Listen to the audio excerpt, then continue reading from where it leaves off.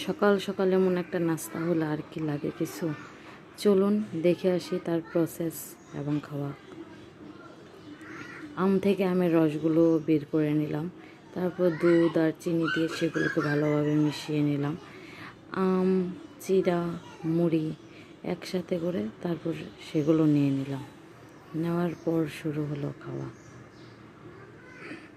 এভাবে নিয়ে যে যেভাবে খান, কেউ চামিচ দিয়ে খায়, কেউ হাত দিয়ে খায়। আমার কাছে আবার চামিচ দিয়ে খেতে ভালো লাগে বেশি। So guys, start now. Hello hello hello hello hello guys, এটা আমার নতুন ব্লগ বলতে গেলে আমার ফেসবুক পেজে এটা ফার্স্ট ব্লগ। আমরা বাঙালি, আমরা যদি আম, চিড়া, মুড়ি নাই খাই তাহলে কী করে হয়?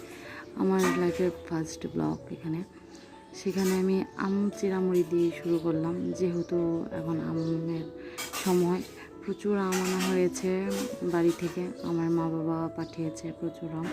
সেগুলো দিয়ে আম দিয়ে, মুড়ি দিয়ে এবং দুধ দিয়ে খাচ্ছি। কেউ যদি আমার পুরো ভিডিওটা চাও প্রথম থেকে লাস্ট পর্যন্ত, তাহলে আমি সেটা দিয়ে দেবো। সেটা কমেন্টসে বলে দেবা যে কে কে আমার ভিডিওটা পুরোটা চাও। আর আমরা বাঙালি হয়ে কে কে আম চিড়া মুড়ি খাও নাই, আমাকে সেটা কমেন্টসে বলবা। তাহলে আমি বলবো যে কেউ যদি আম চিড়া মুড়ি না খেয়ে থাকো, তাহলে আমি বলবো যে হয়তো বা তোমরা বাঙালিই না। কারণ বাঙালি হয়ে ভাই আম চিড়া মুড়ি খাবা না, এটা কোনো কথা হলো?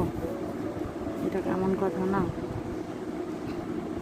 তোমরা সবাই আমাকে সাপোর্ট করবা, পাশে রাখবা আশা করি।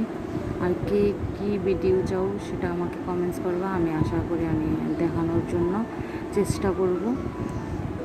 আমি কুমিল্লাতে থাকি। কুমিল্লা কোন রেস্টুরেন্টের কোন খাবারটা বা কী বিষয়ে তোমরা, কোন খাবার বিষয়ে তোমরা দেখতে চাও সেটা তোমরা কমেন্টস করবা। তাহলে নিশ্চয়ই আমি চেষ্টা করব সেই জিনিসটা দেখানোর জন্য, তোমাদের জন্য।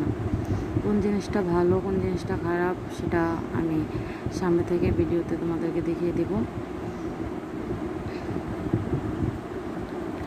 আমার খাবার প্রায় শেষ হয়ে গিয়েছে। আসলে খাবারটা অসাধারণ ছিল। যেহেতু বাপের বাড়ির খাবার এমনিতেই ভালো লাগে, আর আমাদের বাড়ির আমগুলো অনেক মিষ্টি হয়। যারা আমাদের বাড়ির আম খেয়েছে তারা জানে ওখানে এক্সট্রা অন্য কিছু লাগে না। ওকে, টাটা, বাই বাই, সবাই ভালো থেকো।